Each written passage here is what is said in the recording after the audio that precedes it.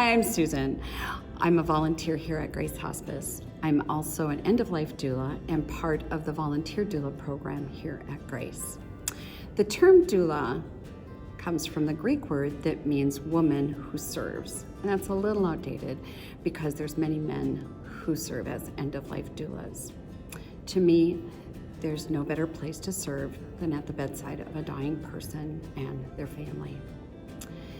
Many years ago, I sat in the ICU with a friend who was on life support until his family could get there and say their goodbyes. I offered to spend the night so his new bride could go home, take a shower, and catch a nap. It was then that I realized what a sacred place this was, to be trusted at the bedside of someone who was leaving this world. Grace Hospice has been an early adopter of utilizing end-of-life doulas in a volunteer role.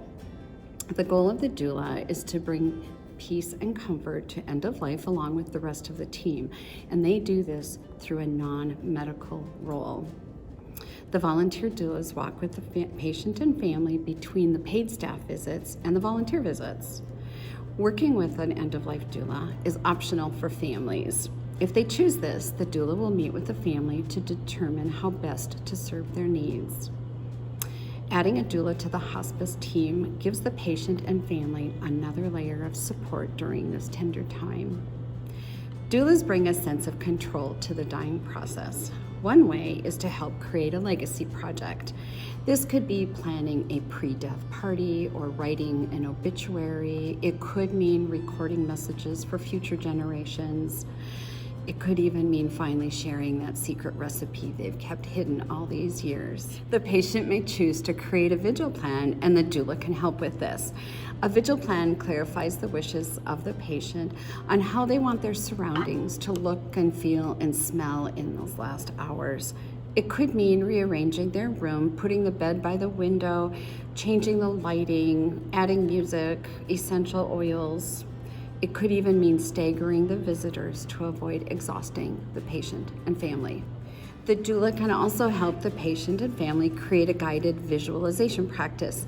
This could be a simple script describing a happy memory or picturing a favorite place. Maybe it's the backyard garden, the cabin, sharing a family meal, time with the grandchildren.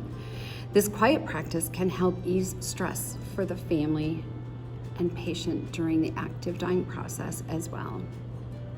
They may want the doula to help create a ritual to use as their friends and family sit at their bedside.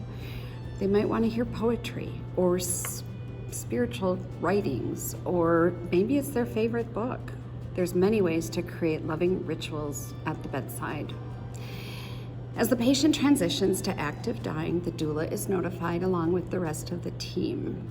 Doulas are very familiar with the dying process and provide a calming presence to the family and the patient during those precious final hours. Afterwards, the doula can assist with making phone calls or wait for the funeral home. They're there to serve. At Grace, the doulas must complete volunteer orientation. They also need to provide documentation of a nationally recognized end-of-life doula program.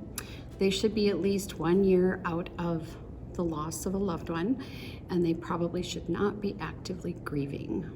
It's an honor to sit at the bedside during those final hours, tending to a dying person, and it's exciting to be a part of Grace Hospice as they support the volunteer doula program.